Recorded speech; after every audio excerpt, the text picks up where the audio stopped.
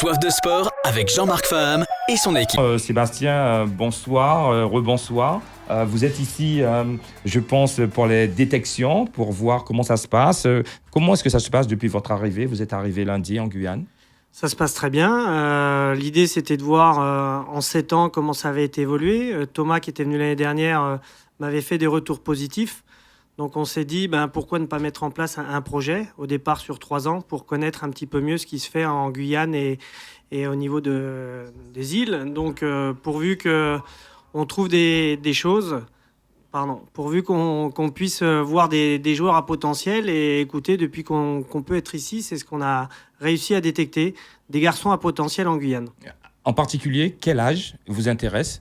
Est-ce que vous pouvez partir avec quelqu'un qui est déjà en équipe senior ou c'est beaucoup plus les jeunes qui sont ciblés? Non, aujourd'hui, on cible essentiellement les jeunes. Aujourd'hui, une entrée dans un centre de formation se fait à partir des U16, donc à peu près l'entrée au lycée seconde. Et aujourd'hui, les joueurs qu'on essaye de détecter, c'est des garçons qui ont entre 11, 12, des U12 et des U13, quoi. On s'aperçoit que si on voit des U15, c'est déjà presque trop tard. Les places dans les centres sont déjà toutes prises. Donc c'est vraiment à cet âge-là qu'il faut les détecter et après voir quel travail on peut mettre en collaboration avec les éducateurs, la Ligue, au niveau de la Guyane pour qu'ils performent et puissent rentrer dans un centre. Un projet sur 3 ans, comme vous dites, pour approfondir vraiment. Est-ce que avec la Ligue ou essentiellement un club, est-ce que dans la même question, il faudra aussi avoir des éducateurs qui travaillent comme vous, avec la même philosophie? Ou est-ce que c'est un projet qui va naître ou qui est en train d'émerger tout de suite? Qu'est-ce que vous pouvez nous dire à propos de ce projet?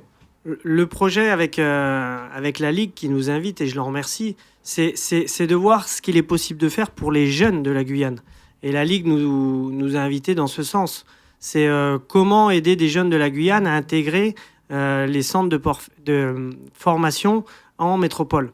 Donc nous, c'est de dire un petit peu, oui, vous avez des potentiels, et comment nous, on verrait, mais on n'a pas toute la connaissance de la Guyane et des caractéristiques de la Guyane, qui sont multiples. Donc c'est de les aider là-dessus, d'échanger surtout.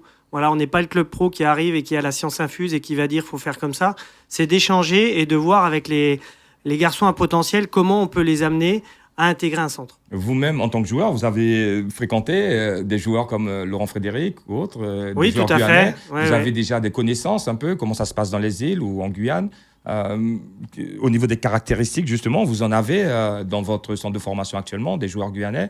Au niveau du potentiel mental, parce que c'est un aspect très important, comment est-ce qu'on peut travailler en Guyane mieux pour améliorer justement cette partie du footballeur? Alors aujourd'hui, on a 3 joueurs au centre de formation qui proviennent de la Guyane.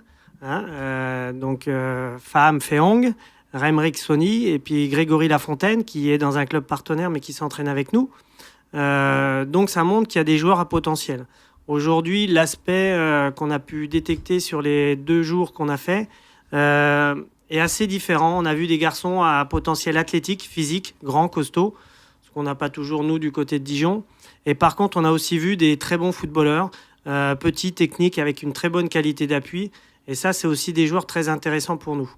On s'aperçoit que par moment, des éducateurs jouent peut-être un petit peu trop la compétition et favorisent les garçons à potentiel athlétique, ce qui est dommage parce qu'il y a de vrais bons footballeurs en dessous qui mériteraient d'être regardés et portés un petit peu plus vers le haut. C'est vrai que sur le national, on a de grands exemples, comme Antoine Griezmann, qui avait été refoulé de pas mal de centres de formation ou de clubs de par sa petite taille.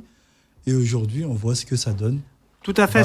Tout à fait. Alors, il y a des caractéristiques, si je reprends Feong, qui est un gardien de but. Lui, il est grand et aujourd'hui, on se doute que pour un gardien de but, la taille fait partie des critères très importants. Mais pour d'autres joueurs, il n'y a pas que la taille. C'est vrai qu'on regarde beaucoup la qualité d'appui et l'intelligence de jeu. Maintenant, voilà, réussir à faire une équipe avec un mélange de tout ça pour être le plus performant possible. Même si vous arrivez sur la pointe des pieds, comme vous dites, pas de leçons à donner, mais vous avez quand même une expérience. C'est un club quand même qui vit depuis plusieurs années en Ligue 2 et depuis quelques années en Ligue 1. Dijon, je parle de Dijon, vous pouvez quand même amener quelque chose de plus ici, on en a besoin. La Ligue, les clubs aussi en ont besoin. Comment est-ce que vous pouvez, justement, sur un passage d'une semaine, nous amener le plus de renseignements possible, le plus d'expérience possible? Au départ, je ne sais pas si on peut amener, comme vous le dites, comme ça va être plutôt planter des graines. J'aime bien cette expression parce qu'à un moment donné, c'est amener peut-être quelques réflexions qui vont faire germer dans la tête des dirigeants, des responsables, des éducateurs, l'envie de se dire, tiens, oui, peut-être qu'il a raison, d'en discuter avec d'autres et de garder le lien, créer un réseau, échanger derrière. C'est pas parce qu'on sera plus là en Guyane que derrière, il n'y aura pas d'échange à faire. Maintenant, avec les mails, avec WhatsApp, avec tout ça, on peut échanger. On est un club pro, on n'a rien qui n'est secret au niveau du club. Et pourquoi pas voir des échanges aussi d'éducateurs qui viendraient passer une semaine, comme je l'ai proposé hier à certains éducateurs des sections sportives, de les inviter au niveau du DFCO. Vous avez une section féminine en Liga. Derrière, on a une jeune fille qui est dans une association féminine. Le football féminin en Guyane aussi évolue. Est-ce que vous avez un œil sur le foot féminin en Guyane pour aujourd'hui, pouvoir juste donner des informations aux gens qui sont vraiment dédiés à ça? On peut en donner, mais aujourd'hui, je vous avoue que la priorité reste les garçons. Pas qu'on ne veut pas regarder les filles, c'est surtout qu'on n'a pas les moyens de les accueillir chez nous en métropole. Pour les garçons, on a un centre de formation pour les héberger. Pour les filles, ça n'existe pas. Ça va se développer parce que le football féminin est en train de prendre. Et je vois qu'ici, il a pris déjà et qu'il y a des très bonnes joueuses de foot. On en a vu 2-3 hier. Une qui était au pôle, 2 qui étaient à une section, Gilles, la section des 2 petites, Marie et Holder.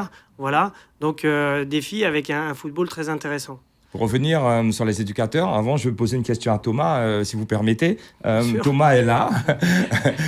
Thomas est déjà venu. Quel est son rôle auprès de vous, le directeur? Alors, c'est le responsable de la cellule de suivi, d'observation et de recrutement. Je précise bien parce qu'on a tendance à raccourcir à cellule de recrutement. Aujourd'hui, avant de recruter, il y a du suivi, il y a de l'observation. Donc, c'est aussi un message aux gens qui ont pu nous voir au bord des terrains.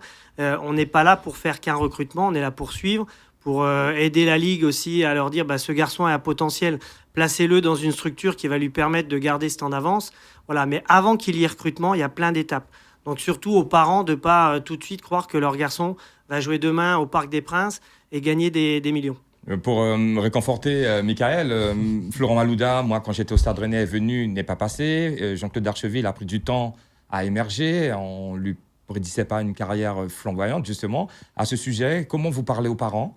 Comment est-ce que je vous explique aux parents que ça peut prendre du temps? La maturité, par moment, ne vient pas tout de suite, même si on a des qualités. Alors, Thomas va pouvoir répondre parce qu'on parle souvent avec les parents des joueurs qu'on veut recruter. Mais une des qualités qu'on n'a peut-être pas citées, et vous m'avez ouvert la porte tout à l'heure sur ceux qu'on avait, c'est souvent les jeunes Guyanais ou des Antilles. On dit qu'ils sont à maturité tardive. C'est-à-dire qu'ils arrivent plus sur le tard. Et les exemples que vous donnez vont dans ce sens. Pourquoi? Je n'ai pas forcément l'explication.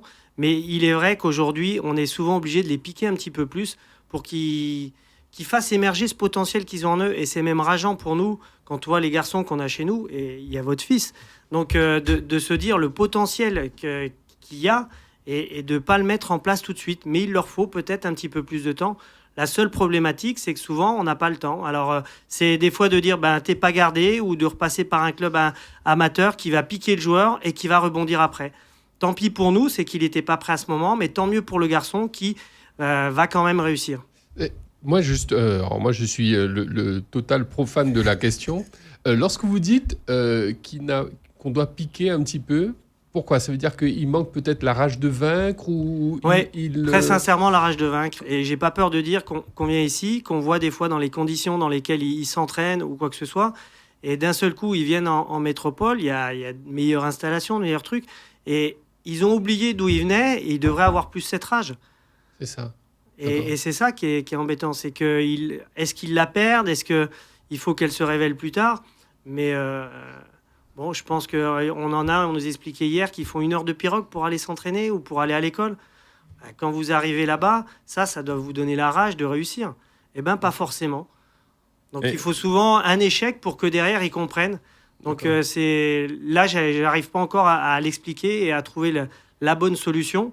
Voilà, donc c'est un message qu'on envoie aux parents et aux jeunes. Oui, voilà, dès maintenant. S'ils ont envie Mais c'est aussi pour ça que je vous dis qu'il faut qu'on les trouve de plus en plus jeunes, U12, U13, pour pouvoir travailler là-dessus Et une fois qu'ils arrivent en métropole, qu'on gagne ce temps qu'on est en train de perdre aujourd'hui avec certains.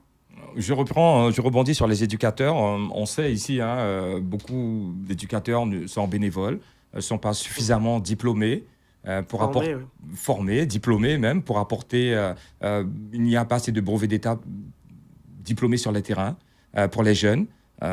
Voilà, ça passe par quel discours de votre part justement pour la formation, pour savoir que c'est vraiment nécessaire d'être bien formés pour pouvoir former eux-mêmes les enfants de la bonne manière. On n'a pas de leçon à donner. Non, c'est pas une leçon parce que vous apportez quelque chose. Le partage de votre expérience. Voilà. Parce que. Mais aujourd'hui, c'est dur d'aller bousculer les gens, d'arriver comme ça à Dijon et de leur dire écoutez, à un moment donné, si vous voulez améliorer votre entraînement et donc le garçon, et lui donner une chance peut-être d'aller dans un club pro et de réussir professionnellement, il va falloir que vous alliez, via la Ligue, mettre en place une formation. Et je crois que cette année, la Ligue a mis le BMF en place. Le BMF en place, exactement. Je ne sais exactement. pas combien il y a de candidats, mais j'espère qu'il y en a beaucoup. Et j'espère que surtout la Ligue va continuer à mettre ces formations en place et que les éducateurs, via leurs dirigeants, leur diront il faut que tu y ailles. Maintenant, vous l'avez dit, c'est des bénévoles. Donc un bénévole, c'est prendre sur son temps. Donc ce n'est pas forcément évident. Donc on en vient à peut-être des moyens financiers, d'autres, je ne sais pas. Gilles, un petit mot sur la venue de Sébastien et de Thomas. Comment ça se passe? Qu'est-ce que tu peux nous dire sur ce que tu as vu? Comment ça travaille? Écoute, ça fait... Ça n'a pas ému, hein? Non, pas du tout, non. Ne t'inquiète pas. Cela fait 2 ans que nous nous battons pour ça. Nous avons des filières d'excellence à travers les sections sportives et le pôle. Et nous nous battons pour que, justement, les jeunes soient vus et que l'on puisse prendre les conseils venus de personnes un peu plus expérimentées que nous afin que ces jeunes-là puissent progresser et surtout se mettre sur les bons rails. Je reviens à une question globale sur le pôle, sur la Ligue, puisque tu m'en parles, Gilles. Les sélections de ces pôles se font par rapport au CTR, par rapport aux entraîneurs des pôles, ou comment se passent ces sélections pour que vraiment que ça soit les meilleurs qui puissent profiter? Alors, la Ligue est dotée d'une commission qui s'appelle l'ETR, l'équipe technique régionale, pilotée par le conseiller technique sportif Monsieur Contou, qui organise tout cela, avec ses adjoints et notamment ses collaborateurs. Ils sont sur le terrain, ils font les détections, ils estiment que voilà, tel enfant peut rentrer au pôle, voilà. Et de même, éventuellement, pour les éducateurs des sections sportives et des écoles qui font aussi à travers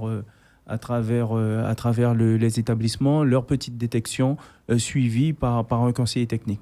Merci beaucoup à vous. Merci Gilles Clos. Oui. On peut rappeler combien de jeunes ont participé à ces détections?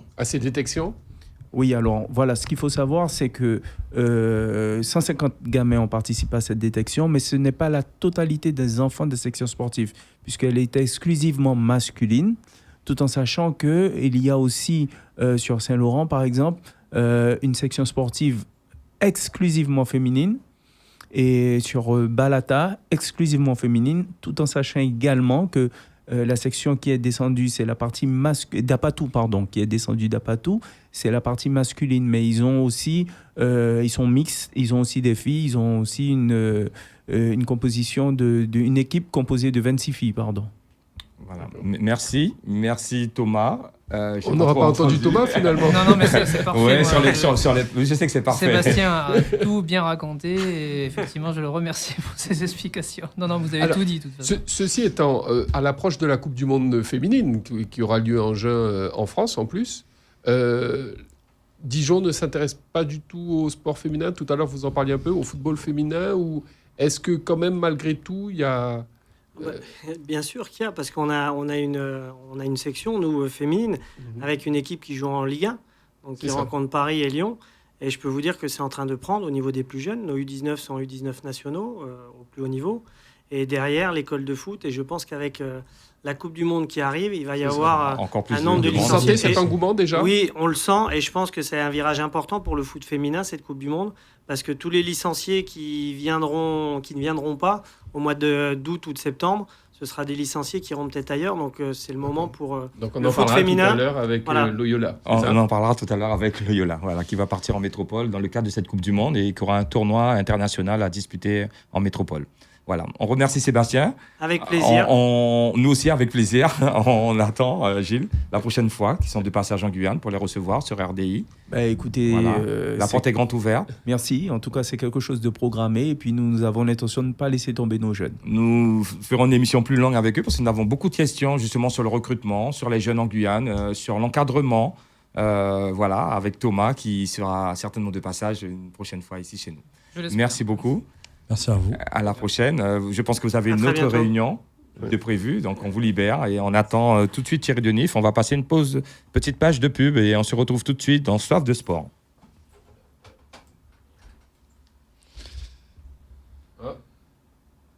Tous les week-ends sur RDI, c'est Intégral Sport. Avec toute la Dream Team RMC au grand complet. Vous écoutez RDI sur 105.1 à Cayenne et 88.4 à Kourou. Avec la Dream Team RMC. RDI, c'est du grand spectacle à la radio. Soif de sport. Tous les lundis et les jeudis de 18h à 19h, retrouvez sur RDI Guyane Soif de sport. Jean-Marc Fam et son équipe reçoivent tous les acteurs du sport en Guyane. Soif de sport. Pour commenter l'actualité, les résultats et les événements sportifs. Tous les sports pratiqués en Guyane sont sur RDI. Le meilleur du sport, c'est sur RDI. La Ligue 1, la Ligue des Champions, la Coupe du Monde de football 2018. Rien ne pourra vous échapper avec la Dream Team RMC. RDI, c'est de la musique, des infos et du sport. Vous ne raterez pas une victoire, un événement, une émotion. Avec RMC. Tous les grands sujets d'actualité. Tous les grands événements sportifs. Tous les experts sont sur RDI. Ici. Et tout de suite, on est de retour avec Thierry Denif qui arrive dans les studios. On est en direct. On l'attendait puisqu'on doit aussi le libérer. On va suivre cette émission tout de suite avec les Yana Doko sur RDI Guyane. Bonsoir Thierry. Voilà. Derrière, c'est Loyola. Nous avons reçu l'affiche des joueurs convoqués pour ce match contre le Canada, Thierry. Moi, j'ai un aspect très important, c'est en ce moment, comment est l'équipe mentalement, puisqu'on sait que ça va être un match très difficile. Notre dernière rencontre contre le Canada à la Gold Cup, c'était une défaite 3-2 ou 4-2, justement. 4-2. Voilà, 4-2 aux États-Unis. Aujourd'hui, nous jouons une qualification historique, encore, contre le Canada, à Vancouver, sur un terrain synthétique. L'état d'esprit du groupe. Qu'est-ce que tu peux nous dire sur ta préparation et comment se sont préparés les joueurs locaux qui se préparent déjà depuis pas mal de temps? Oui, effectivement, depuis quelques semaines, on organisait des rassemblements pour les joueurs locaux. D'ailleurs, je tiens à remercier la municipalité de Sinnamary qui nous a gentiment mis à disposition le stade, et notamment la direction des sports de Sinnamary. Donc on se regroupait une fois par semaine en fonction effectivement des calendriers des compétitions. Donc on a pu observer tous les joueurs locaux sur ces rassemblements-là et on en a choisi 12 en tout pour faire partie de cette liste-là. Donc ils sont effectivement tous conscients de l'objectif, de l'importance de ce quatrième match de compétition, et qu'il nous faut absolument remporter donc le 24 mars. Donc avec ton staff, la problématique, c'était un gardien. Sur ton dernier reportage, tu parlais vraiment de l'absence de Donovan. Aujourd'hui, sur ta liste, Auguste Soleiman et Petit Homme Jean Bonnel font partie de l'effectif. Tu compteras sur ces gardiens locaux pour ce match? Bien sûr, on sait tous l'importance qu'a Donovan Léon dans l'équipe. C'est notre capitaine. C'est aussi quelqu'un qui a d'énormes qualités. Maintenant, malheureusement, sur ce match-là, il est suspendu. Donc, c'est l'opportunité pour justement les gardiens locaux de montrer aussi toutes leurs qualités.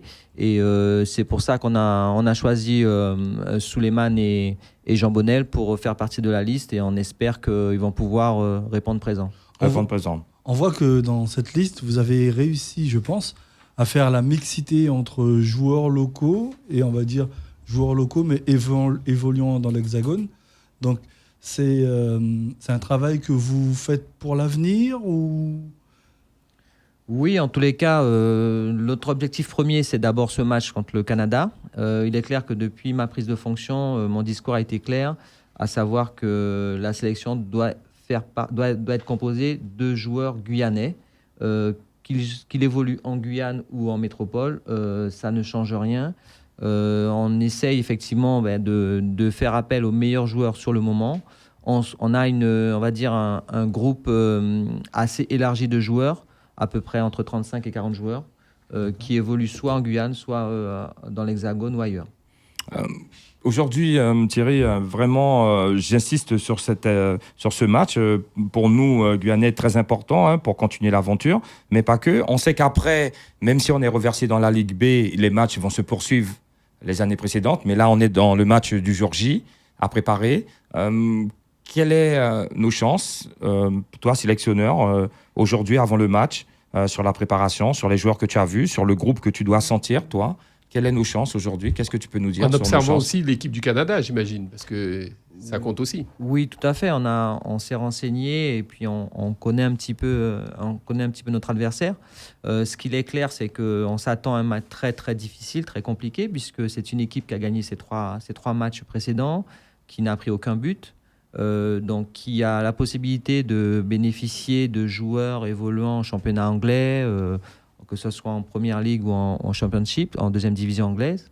Donc on s'attend effectivement à une opposition très forte, mais je crois qu'il faut qu'on se concentre aussi sur nous, sur nos possibilités, sur notre force et sur notre collectif.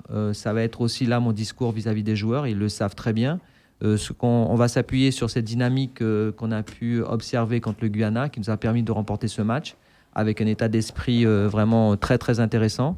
Donc malgré les absences, c'est vrai qu'on a parlé de Donovan Leand, mais il n'y a pas que Donovan d'absent, puisque je le rappelle, les clubs de national, même si nous sommes sur un créneau FIFA, les clubs de national jouent en des compétitions. Donc certains clubs n'ont pas accepté de libérer leurs joueurs. Donc je veux parler notamment de Grégory Lescaut, qui est un élément clé de la sélection et qui malheureusement ne sera pas là. D'accord. Et comment, alors, toi Thierry Denif, en tant que sélectionneur, comment tu arrives à créer cette cohésion justement d'équipe entre les locaux et ceux qui ne se voient peut-être pas souvent, parce que c'est ces joueurs qui évoluent au niveau national, mais du coup qui ne sont pas présents. Comment tu arrives à créer cet esprit d'équipe qui peut faire... J'ai la chance d'avoir autour de moi une équipe, un staff composé on va dire, d'éducateurs, d'entraîneurs qui connaissent très bien le football local. Moi-même, j'ai la chance d'avoir pu évoluer en métropole dans le milieu professionnel.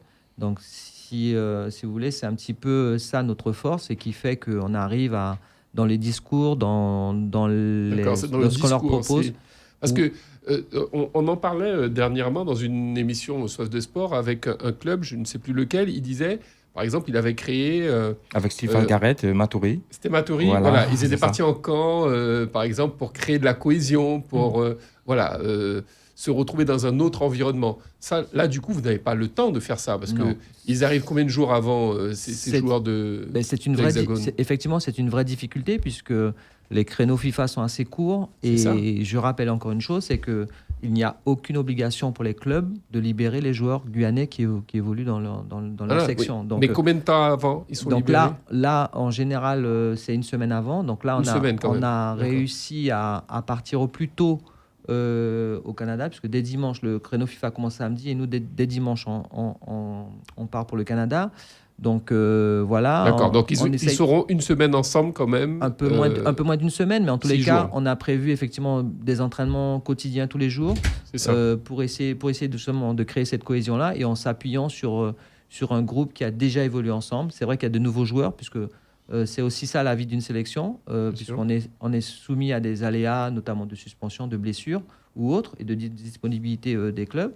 Donc il y a des nouveaux joueurs, mais il y a aussi, on s'appuie également sur une dynamique, comme je l'ai dit, sur notamment lors du dernier match contre le Ghana, et même avant le match contre Saint-Vincent, même si l'issue ne nous a pas été favorable. L'objectif, Thierry, même avec la victoire, on resterait dans la poule A ou ça nous permettrait d'avoir une qualification selon les résultats des autres équipes, vu que le Canada a gagné ses 3 premiers matchs? Alors, il y a 2 objectifs. Quels sont les calculs? Voilà, pour ces qualifications, il y a effectivement le premier objectif numéro 1, c'est la participation à la Gold Cup. Là, ça concerne les 10 premières équipes au classement. Donc, à l'issue de ce 4e match, un classement des 34 équipes sera effectué et les 10 premières équipes seront qualifiées pour la Gold Cup. Après, les 6 premières équipes seront reversées en Ligue A. Effectivement, l'objectif pour nous aussi, c'était quand on a commencé cette campagne, c'est d'être en Ligue A. Malheureusement, au vu de notre contre-performance contre Saint-Vincent, puisqu'on a perdu le match, pour atteindre l'objectif de la Ligue A, ça sera un petit peu compliqué. Il nous faut gagner, mais aussi attendre les autres résultats. Donc, on se concentre sur notre objectif premier, à savoir participer à la Gold Cup, donc terminer dans les 10 premiers, et on verra si on sera en Ligue A ou en Ligue B. Pour en faire un petit rappel, ça concerne aussi l'Europe. Aujourd'hui, l'Allemagne va descendre en Ligue B. Une Allemagne 4 fois championne du monde quand même. Oui. Donc, on peut quand même être juste avec la sélection de Guyane, avec les Yana Doko, qui l'année dernière ont participé déjà à la Gold Cup avec Jair Karam à sa tête. Thierry, une dernière question. Ce voyage organisé, donc 8 joueurs. 2, 4, 6, 8 joueurs de l'Hexagone vont nous rejoindre. Un peu plus, ils sont 10 en fait. Ils sont 10, d'accord. Ils passeront par la Guyane ou pour que ça soit moins fatigant pour eux, ils vont vous rejoindre directement sur l'Hexagone? Non, on a fait le choix de partir avec les joueurs locaux directement pour Paris. Donc le staff technique et les joueurs locaux, nous rejoindront les joueurs de métropole sur Paris, donc à Paris. Et on partira tous ensemble de Paris pour arriver à Vancouver. Donc nous jouons à Vancouver le dimanche 24 mars. Donc voilà, c'est 10 heures de vol. On a souhaité être sur place le plus tôt possible. Donc en fonction des compétitions. Certains joueurs qui sont sur la liste, notamment Jules Abo qui évolue en Espagne, a un match de compétition le dimanche 17, pardon. Donc voilà, on le récupère le lundi 18 et nous partons le 19 pour Vancouver. Voilà, merci Thierry. Juste avant de te quitter, Thierry, on reçoit tout à l'heure Loyola. À quand une Yana Doko femme? Je crois que c'est déjà... Est-ce qu'on peut imaginer ça? Ça a déjà été mis en place. Maintenant, vu l'engouement que les féminines sont en train de créer, notamment avec ce club, je pense que c'est quelque chose qui est très, très envisageable dans les prochains mois. Oui. Voilà. Merci. Nous étions avec Thierry Denif avant son départ pour le Canada avec les Yana Doko. Cette rencontre très importante, comme il nous l'a expliqué, soit pour rester en Ligue 1 ou soit pour être dans les 10 meilleures équipes pour pouvoir participer à la Gold Cup. Donc on suivra ce match-là le 27 mars. 24 mars. 24 mars, donc la semaine prochaine, dimanche. Voilà, 24 mars, on suivra ce match-là certainement. Donc on rappelle l'heure? 15h heure locale, donc il y a plus 4 heures, donc ça fera 20h. 19h. 19h. Voilà. Heure de Guyane. Heure de Guyane, voilà. Et ça sera visible Alors je ne sais pas. Je ne sais pas. Il faudra suivre les informations sur les médias, mais je ne pourrais pas vous dire pour l'instant. D'accord. En tout cas, nous on va essayer de relayer, de relayer l'information. Ok. Merci beaucoup Thierry d'être venu. On souhaite le meilleur pour cette sélection. On croise les doigts pour que la Guyane puisse nous ramener une victoire. On va faire une petite pause et on va retrouver le reportage des U15 et on va terminer cette émission avec les féminines de Loyola. Elles vont tout nous dire sur leur projet du déplacement en métropole dans le cadre de cette Coupe du Monde 2019. À tout de suite. Vous écoutez RDI sur 105.1 à Cayenne avec RMC. Les meilleurs journalistes, les plus grands spécialistes politiques et sportifs, tous les experts sont sur RDI. Avec la Dream Team RMC, on ne rate jamais un événement, une émotion, une victoire.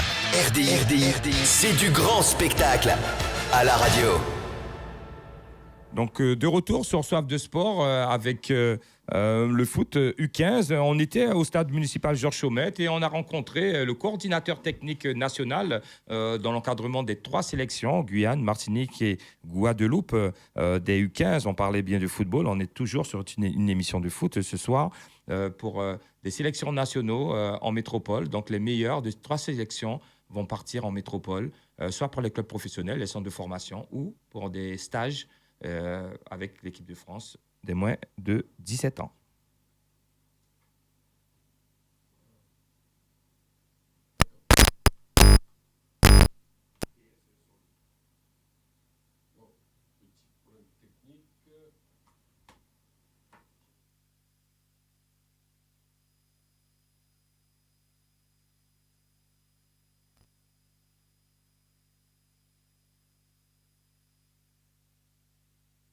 Nous sommes de retour dans Soif de Sport. Nous allons vous montrer le reportage de la semaine dernière. Nous étions au stade municipal Georges Chaumette avec les U15, avec le coordinateur technique national qui va tout nous expliquer sur les sélections de la Guadeloupe, Martinique et de la Guyane pour pouvoir...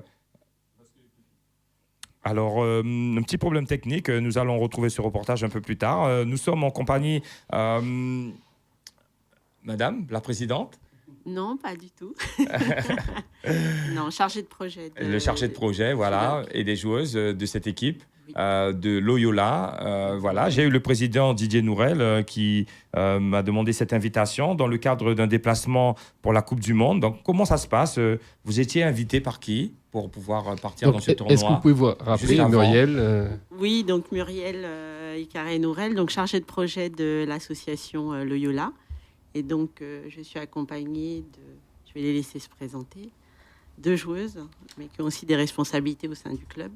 Allez-y. Donc, moi, c'est Odile McIntosh, joueuse en senior féminine et aussi éducatrice. Éducatrice aussi. Voilà. Je m'appelle Déborah Cavalcante, je suis joueuse au LOC et coordinatrice de l'école de foot féminine. Voilà. Donc, on va parler du projet qui vous amène ici, justement. Un projet initié par qui? Comment ça vous est venu l'idée de pouvoir justement partir en métropole juste avant la Coupe du Monde et aller peut-être voir des matchs? Alors, au vu des résultats en fait, de l'équipe senior de Loyola en 1 an et demi, le président donc, Didier Nourel souhaitait véritablement récompenser l'équipe senior féminine pour leur sérieux, pour leur progression sur cette année et demie de travail. Et donc, il a souhaité mettre en place ce projet. Nous avons eu une invitation d'un club de la banlieue parisienne qui se trouve juste à côté de Versailles, le club de Viroflay, qui donc organise pour la première fois le mondial féminin qui rassemble 16 équipes en tout. Donc 16 équipes qui viennent de tous les pays, puisqu'il y aura des représentations de tous les territoires qui souhaitent y venir. Et nous avons été conviés pour donc nous être la nation Guyane, entre guillemets, donc vous allez représenter le département à cette compétition donc, qui va se tenir le 8, 9 et 10 juin 2019 prochain. Au stade de Bertisiette, pardon. Bertisiette, tout à fait, à Viroflay. À Viroflay, voilà, c'est dans le 78. Exactement. Et en fait, l'intérêt de cette invitation, c'est déjà que les filles puissent se confronter à d'autres équipes qui viennent de l'international, les récompenser sur ce déplacement parce qu'on estime toutes que leur engagement a payé et très vite. Et puis, c'est aussi leur faire bénéficier donc, d'un match de Coupe du Monde pendant ce déplacement. Voilà. Est-ce qu'il y a des filles, mesdames, qui souhaitent justement faire une carrière, intégrer des clubs professionnels en métropole? Qu'est-ce que vous pouvez nous dire dessus? Est-ce que vous en parlez avant cette Coupe du Monde? Est-ce que ça ne vous donne pas envie, comme les jeunes hommes, de pouvoir justement tenter l'aventure? Alors, j'ai essayé. C'est très compliqué. Donc, on ne peut pas partir d'ici et dire je vais devenir. Ça, c'est impossible. Il y a un travail à faire avant. Et malgré cela que tu travailles, c'est pas sûr. Donc, j'ai essayé. Je me suis blessée. Rupture du ligament postérieur. Mon premier match, blessure. Donc, on parle du genou, pour bien expliquer aux auditeurs, le ligament postérieur à côté du ligament croisé. Voilà. Donc, j'ai essayé. Je vais réessayer encore. Mais c'est compliqué de revenir. Et on a du potentiel, mais c'est le football féminin, comme en métropole. Même là-bas, c'est compliqué. Et ici, on a toujours cet égard, on va dire, ce regard qui n'est pas encore porté aux filles. On a maintenant un club qui est en place et qui fait des déplacements et qui est très bien organisé, c'est le LOC. Donc, suite à ma blessure, donc là, je suis en formation. Je passe sur le BMF. Et aussi, je donne un coup de main pour l'école de foot, justement, des filles. On a une vingtaine de filles et ça se passe très bien, justement. Mais après, c'est en masse. Il faut que les filles elles viennent à l'entraînement et travailler. On ne peut pas dire je veux devenir et juste avec la bouche. Qu'est-ce qui est difficile quand on est là-bas par rapport à un garçon pour intégrer? Qu'est-ce qui est difficile dans les entraînements? Est-ce qu'il faut être accompagné? Est-ce qu'il faut faire plus que les filles qui sont sur place? Qu'est-ce que vous avez trouvé difficile justement en contact des autres filles? Ce qui est là-bas, c'est plus physiquement. Physiquement, c'est très complexe parce que les filles, elles sont déjà là-bas. Il y a beaucoup de terrain, donc il y a cette disponibilité. Le jeu, ça va plus vite, tout va vite, tout ce qui est tactique. Il y a l'ensemble. Donc ici, c'est très compliqué. Déjà, on n'a pas beaucoup d'équipes. Et là-bas, il y a trop de compétition. Il y a compétition. Et ce qui complique, ce sont les moyens aussi, puisque quand une personne, elle part, elle ne peut pas dire, surtout les filles, je vais vivre du football. Non, il y a le travail à part, il y a les études, qu'est-ce que tu fais à côté qui va jouer beaucoup. On revient sur ce tournoi, sur cet événement sportif. Est-ce que l'association, aujourd'hui, au niveau financier, arrive à justement préparer ce voyage correctement on sait que les billets d'avion coûtent très cher. Les budgets sont difficiles à boucler. Alors évidemment, on s'est donné les moyens en amont de préparer un plan de financement pour pouvoir faire aboutir ce projet, mais on a toujours besoin de financement. Surtout que là, les commissions des collectivités majeures, les votes de budget n'ont pas encore eu lieu. Donc on est toujours en attente justement de ces retours qu'on espère prochains. Rapide. Voilà, donc on a déjà des financeurs privés qui nous font confiance, mais effectivement, hein, comme on est là, on fait appel à tous les donateurs possibles. On a des dossiers à disposition. On peut même créer des réunions hein, s'il y a des donateurs qui vont rencontrer les filles, rencontrer l'équipe, entendre parler du projet.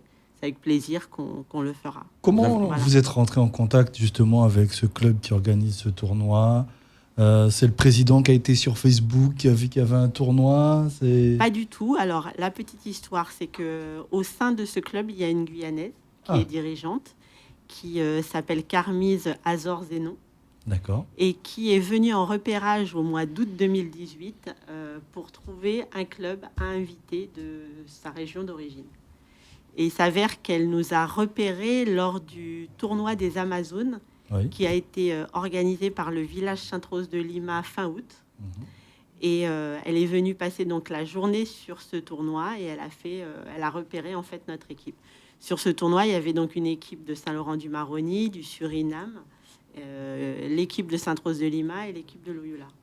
Et au terme de ce tournoi que nous avons gagné, elle a demandé donc au club un rendez-vous et elle nous a demandé si on voulait bien participer donc au tournoi qu'elle organisait. Comme quoi, même dans le foot féminin, il y a aussi de belles histoires. Donc, un petit rappel, hein, c'est du foot à 7, 14, hein, vous êtes 14 à pouvoir partir, hein, maximum l'effectif des joueuses. 14 à partir, mais il y a des jeunes aussi qui font partie de l'école de football, qui ne pourront pas forcément participer, mais qui accompagnent. Pour pouvoir découvrir, pour avoir de l'expérience, pour voir comment ça se passe exactement.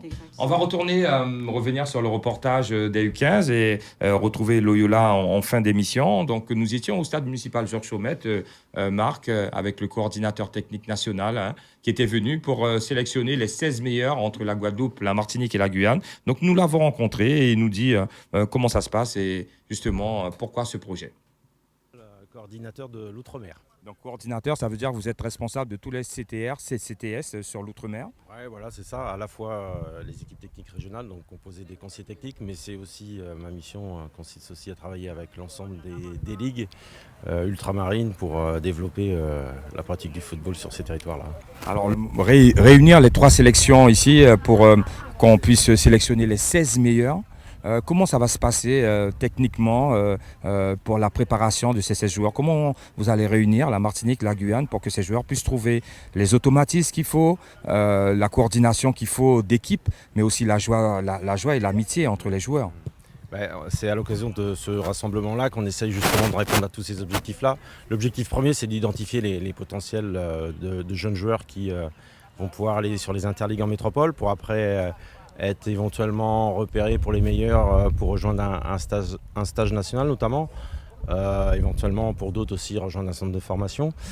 Donc l'objectif principal c'est celui-là. Alors après, il est vrai qu'on profite aussi de ce rassemblement-là pour travailler sur la connaissance de l'autre, la cohésion entre chacun des joueurs. Donc on a commencé hier par une opposition traditionnelle entre sélections, et dès cet après-midi on mixe les équipes pour déjà commencer à travailler sur des complémentarités, continuer à les observer puisqu'il n'y a rien encore de figé.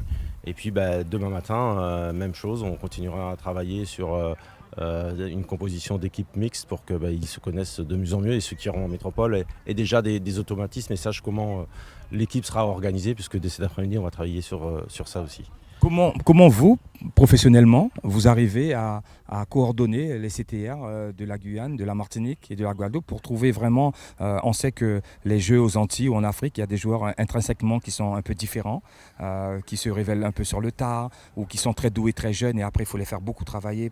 Comment vous arrivez, vous, personnellement, à apporter votre touche par rapport à votre vision de la métropole, votre vision européenne aussi, votre expérience? Oui, alors on a tous un cadre commun de toute manière, quel que soit le territoire sur lequel on est, même s'il peut y avoir des différences culturelles. Les critères de détection pour la fédération, notamment chez les jeunes, reposent sur 4 grands domaines. Le premier, c'est l'état d'esprit. Donc on regarde véritablement sur et en dehors le terrain comment se comportent les jeunes joueurs. Le deuxième, c'est l'intelligence de jeu. Donc c'est la manière dont les jeunes fonctionnent collectivement, quand ils ont ballon, quand ils ne l'ont pas. Donc ça, ce sont des critères d'observation importants. Et puis aussi, bien sûr, les qualités techniques. Et puis, et pour finir, les qualités athlétiques, être capable de courir longtemps, de courir vite. Donc on a les mêmes critères. Après, la différence sur le plan culturel, elle se fait un petit peu sur la manière de jouer. Mais on est avant tout sur de l'observation individuelle, puisque l'idée, c'est de détecter les jeunes talents de demain. Donc on observe sur la base des critères que je vous ai énoncés. Je rentre encore dans votre travail, un peu plus techniquement, parce que j'aime bien ce milieu du foot. Comment est-ce qu'on arrive, je vais prendre le cas de la Martinique, est-ce que vous y allez pour faire les sélections avec eux, ou bien vous laissez le choix au CTR, parce que peut-être vous avez une autre vision aussi pour sélectionner, pour que certains joueurs ne passent pas à travers les mailles du filet, comme on dit, selon les critères que vous venez de nous dire. Comment est-ce que vous aidez aussi les CTR à faire les sélections? En fait, moi, je suis pas présent partout systématiquement parce que c'est juste impossible pour moi. Mais l'idée, c'est que ce soit eux, bien évidemment, qui conduisent les détections, ce qu'ils font bien. Il n'y a aucun souci. Étant entendu qu'on a tous les mêmes critères. Donc, quelque part, on met tous les mêmes lunettes pour regarder les joueurs. Alors, c'est vrai qu'après, quels que soient les observateurs, on a une sensibilité particulière pour tel ou tel profil de joueur. Mais on essaie d'être le plus objectif possible, sachant que le sujet de la détection, c'est un sujet complexe parce qu'il s'agit de prédire l'avenir des jeunes joueurs. Et personne n'est en capacité de dire à 15 ans si tel ou tel joueur deviendra un professionnel ou pas. On n'a pas cette capacité-là. Maintenant, on a des critères qui nous permettent quand même d'essayer de moins se tromper possible. À part l'exception à la règle qu'on peut trouver. Maintenant, sur le foot européen, les sélections qui gagnent, certaines années, on s'imprégnait de l'Espagne, du jeu réduit avec les petits joueurs. Après, on s'imprégnait des jeux, des sélections comme l'Allemagne avec plus robuste, plus physique. Est-ce que dans l'outre-mer, on a un positionnement par rapport à ça? Est-ce qu'on est entre les deux, ou est-ce qu'on est plutôt physique, technique? Comment est-ce que vous trouvez notre football? Il y a un petit peu de tout. Ce qu'il y a de certain, c'est que le football ultramarin a des caractéristiques propres. Voilà, on a tendance à jouer vite vers l'avant. C'est vrai que l'engagement physique n'est jamais absent. Donc ça, c'est une caractéristique. Donc il faut aussi qu'on essaie par moment de calmer un petit peu tout le monde pour faire que le ballon reste un peu plus au sol et qu'il y ait un peu plus de jeu de passe, parce que c'est aussi malgré tout la culture française, tout en gardant les qualités naturelles qu'ils peuvent avoir sur le dribble, la prise d'initiative devant le but, parce que c'est aussi une constante qu'on a, nous, au football français, parce que vous n'êtes pas sans savoir qu'on a quand même des joueurs internationaux attaquants qui sont quand même plus que performants aujourd'hui. Donc on a aussi, nous, cette culture-là, donc on conserve, et qui est tout à fait adaptée au territoire ultramarin. Voilà. Dernière question, vous allez faire les Outre-mer, répéter les Outre-mer. Est-ce que ça ne va pas vous vous donnez un regard un peu différent par rapport aux jeunes qui évoluent dans les sélections de métropole. Si, forcément. Forcément, les jeunes ultramarins, je les connais de mieux en mieux. Donc j'observe leur qualité, leurs caractéristiques psychologiques aussi, puisqu'on sent bien que quand on vient sur ces territoires-là, il y a quand même une très forte attirance pour les jeunes pour réussir. Voilà, ce qui est parfois moins le cas en métropole, sur des territoires ruraux notamment. Donc ils ont quand même cette forte volonté de réussir. Donc ça, c'est quand même un aspect positif. Donc c'est des jeunes joueurs, bien sûr, que je regarde aujourd'hui différemment, sachant qu'on voit bien là, notamment sur le regroupement, qu'on a des joueurs qui sont moins matures physiquement, qui pour autant ont beaucoup de qualité. Donc c'est des joueurs qu'il faut absolument regarder et puis suivre, parce que même si aujourd'hui ils ne sont pas encore prêts, demain en grandissant, ce sera de très bons joueurs. Donc c'est vraiment des joueurs sur lesquels il faut avoir un œil particulier. Merci beaucoup. Nous étions avec le coordonnateur technique de l'Outre-mer qui nous a exposé un peu sa vision sur ces sélections qui vont se former pour des stages peut-être nationaux ou peut-être pour les centres de formation. Donc ces joueurs antillais-guyanais qui ont certainement beaucoup d'ouverture par rapport à il y a quelques années. Aujourd'hui, nous avons ce type de stage. Nous allons nous diriger vers le CTR de la Guyane, M. Hubert Cantou, qu'on connaît bien ici, qui va nous dire quelques mots sur ce stage. Et puis, il est en train de parler en ce moment aux joueurs de la sélection de la Guyane. Bonjour, monsieur Hubert Cantou, comment ça va? Ça va bien, oui. Tu es en train en ce moment de parler aux joueurs, de les briefer, de leur encore donner de la rigueur dans leur jeu. Comment est-ce que ça se passe depuis hier? Relativement bien, mais c'est vrai que sur un certain nombre de séquences, on n'est pas tout à fait d'accord sur les décisions qu'ils prennent, quoi. Et puis, il faut maintenant rapidement passer de la possession du ballon à la perte du ballon. Or, quand on perd le ballon, il faut chasser tout de suite après celui qui l'a récupéré. Donc, on a tendance, nous, à savoir, on a perdu le ballon, mais on traîne un peu. Donc, je les engueule un peu pour que... Un petit rappel de situation tactique rapide, se replacer rapidement, avoir la vision du jeu, savoir faire les passes. Tout ça, ça a été travaillé avant, mais aujourd'hui, peut-être qu'avec tout ce monde autour d'eux, ils perdent un peu... Écoutez, normalement, on les prépare à ça. Donc, ils sont préparés justement pour aller vers le haut niveau. Enfin, c'est aussi ce qu'ils espèrent. Donc, on essaye de faire en sorte qu'ils traitent mieux les transitions offensives, transitions défensives. C'est une alternance systématique et rapide dans le football. Il faut vraiment passer de la perte du ballon au gain du ballon à la perte, ainsi de suite. Donc, il faut qu'ils s'habituent à ce qui se fait à très haut niveau. Voilà, merci beaucoup. Nous étions avec le CTR, Hubert Cantou, de la Guyane, qui parlait aux joueurs guyanais, tactiquement, techniquement. Voilà. Nous avons l'équipe de la Guadeloupe ici. Nous allons prendre quelques mots du responsable de cette sélection. Le responsable, monsieur Pierre Feltreau. Monsieur Pierre Feltreau, comment ça se passe depuis hier, cette détection, les matchs, la préparation avec vos jeunes? Est-ce que tactiquement, techniquement, tout ce qu'ils ont travaillé en Guadeloupe, et ici, ils répètent les gammes normalement, ou est-ce qu'il y a un peu de pression? Vous devez faire quelques petits rappels à l'ordre? C'est leur âge, ils ont le droit d'avoir un peu de pression, mais sinon depuis hier, on a quand même fait un bon match, le deuxième un peu emprunté, mais bon, je pense que c'est aussi le temps de repos qui ne nous a pas été favorable, mais sinon on est satisfait de nos jeunes depuis qu'on est en Guyane et de l'organisation aussi. Ce sont des jeunes qui font partie d'un pôle ou ce sont des jeunes vraiment qui travaillent dans leur club et que vous les réunissez seulement en sélection? Non, nous avons un pôle espoir. La majeure partie, ils font partie du pôle espoir. On s'entraîne 5 fois par semaine et on se voit presque tous les jours, 5 fois par semaine. Donc ce sont des jeunes que j'ai l'habitude de côtoyer au quotidien. Ça fait un moment que vous êtes en charge de cette sélection? Oui, ça fait déjà 2 ans. Et comment est-ce que ça se passe en général? Vous participez au tournoi de Caraïbes, vous rencontrez des équipes ou c'est seulement lors de ce regroupement entre la Guadeloupe et la Guyane que vous vous déplacez? Bon, on n'est pas parti l'an dernier, on est parti simplement pour le tournoi Claude Élise cette année. On a terminé 4e, on a été très bon dans le jeu, mais on n'a pas été efficace. Je pense que je préfère quand même, notre philosophie c'est de jouer. Bon, après la finition n'a pas été bon, mais sinon on n'a pas eu d'autres échéances que les interligues et le tournoi Claude Élise. Merci beaucoup. Passez un bon séjour en Guyane et j'espère que le stage se terminera bien pour les joueurs. Oui, je pense. Dès qu'il n'y a pas de blessés, on n'a pas de blessés, c'est bien. Et je tenais aussi à féliciter l'organisation pour les interligues. Oui. Merci beaucoup. Nous allons nous diriger pour prendre 2 mots avec le responsable rapidement de cette sélection de la Martinique, un grand ami à Hubert Cantou, bien sûr, que nous allons voir effectuer des tests de vivacité, on va dire. Voilà, nous allons nous diriger vers ce responsable. Bonjour. Bonjour, on vous dérange pendant le travail, hein, grand ami à Hubert Cantou, monsieur. Jocelyn Germain. Monsieur Jocelyn Germain, comment ça va? Vous êtes habitué à venir en Guyane?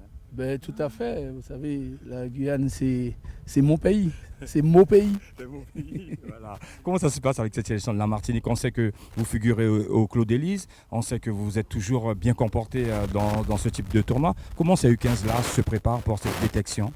Eh bien, c'est la même préparation que nous avons eue pour le Claude Élise. Depuis l'année dernière, nous avons fait d'abord la détection, c'est-à-dire que nous avons essayé de détecter les qualités qui permettent aux jeunes d'être de meilleurs footballeurs, des footballeurs de haut niveau, notamment les qualités techniques, l'état d'esprit, l'intelligence de jeu, entre autres, ce sont les qualités. Et par la suite, nous faisons la compétition pour leur permettre d'être dans le bain et d'être plus aguerris. Maintenant, il se trouve que ces différentes qualités ne sortent pas encore quand ils sont très jeunes. Et quelquefois, on peut passer à côté de tournois à cet âge. Mais ce qui est important, c'est que nous fassions la détection pour plus tard. On détecte le talent. Il se trouve que nous avons eu de la chance cette année de remporter le Claude Élise, parce que c'est une belle promotion. Hier, nous avons été un peu moins bons, moins explosifs. Peut-être que c'était lié à la fatigue, mais ce sont des joueurs talentueux et je pense qu'on va les retrouver comme ceux qui sont passés avant eux, qu'on retrouve aujourd'hui en sélection technique, les Parsemets, etc. Exactement. Merci beaucoup, M. Germain, et continuez un bon boulot pour les Antilles-Guyane. De retour dans l'émission, donc vous avez vu ce super reportage avec la U15 de la Guadeloupe, de la Martinique et de la Guyane. On est de retour avec Loyola sur ce déplacement pendant la Coupe du Monde, 7, 8 et 9 juin 2019 en métropole. Donc on va les retrouver très prochainement dans d'autres émissions pour en parler. Une Coupe du Monde féminine qui aura lieu en France, Marc, qu'on va suivre sur RMC. Vous êtes le club de l'île de Cayenne qui est en activité. Il y a eu plusieurs clubs qui ont émergé à l'Olympique de Cayenne. Rémire avait une équipe. Aujourd'hui, comment ça se passe, le foot féminin? Est-ce qu'il y a autant d'équipes? Qu'est-ce que vous pouvez nous dire dessus? Et est-ce que vous avez aussi, vous qui êtes chargé des jeunes de l'école de foot, pas mal de parents qui emmènent leurs petites filles au foot? D'accord. Alors, nous avons combien d'équipes encore? 7 équipes en féminine. En centre. Voilà, en centre. Après, il y a la poule... de l'Ouest. Et ça se passe bien pour l'école de foot. Justement, nous attendons la masse, nous voulons des filles. S'il y a des jeunes filles jusqu'à 15 ans qui ne savent pas jouer au foot et qui veulent entamer, on est là pour inculquer justement la culture football. Et c'est un plaisir quand on voit que les enfants y viennent et puis elles sont contentes quand elles partent. Et surtout pour nous, c'est l'évolution au fur et à mesure. Et puis qu'après, quand elles partent... on essaye de faire partir en senior, donc de les former, tout ce qui est technique, tous les fondements du foot. Donc voilà, c'est ça l'école du foot. Le rythme des matchs de notre championnat guyanais, c'est tous les week-ends, il y a aussi des matchs en semaine. Comment ça se passe? Là, on était en vacances, donc il y a la Coupe de Guyane et le championnat. Justement, on a un match très important là ce week-end. Je pense que là, on joue la Coupe. Si vous voulez, je m'avance. Et c'est les 2 premiers. C'est quel club? Kourou et Loyola. D'accord. À 16h à l'annexe de Marlama. C'est ça, et de Marlama. C'est sur un synthétique. Sur le synthétique, voilà. À quelle heure? C'est à 16h le match. À 16h le match. À 16h, entrée gratuite. Entrée gratuite, voilà. Oui. Donc, pour compléter ta question, nous, on compte quand même à Loyola, au bout de 1 an et demi d'existence, 67 féminines entre 7 ans et 38 ans. Donc il y a une vraie demande. Il y a une vraie demande. Exactement. Voilà. Et je crois que le dynamisme des deux joueuses qui sont là, mais qui sont aussi deux éducatrices qui, je le rappelle, sont formées toutes les deux, puisque c'est une volonté du président de former l'ensemble des encadrants, c'est que les filles reviennent et qu'elles reviennent avec des copines. Donc ça, c'est bon signe. C'est-à-dire qu'effectivement, comme le disait justement Déborah, on a des jeunes filles qui ne sont pas forcément dans une dynamique football au début, mais qui ont envie et qui reviennent et qui amènent des filles qui émanent d'autres sports, mais qui ont envie d'essayer et qui restent. Donc c'est bon signe. On vous retrouvera très bientôt. On arrive à terme de cette émission. Michael, Marc, on remercie les invités du jour pour le football. Dijon, Côte d'Or, Thierry Denif, Loyola. Et on se retrouve très bientôt dans une prochaine émission avec les sportifs locaux. Exactement. RDI en Guyane, c'est de la musique, des infos et du sport. RDI sur 105.1 à Cayenne et 88.4 à Kourou.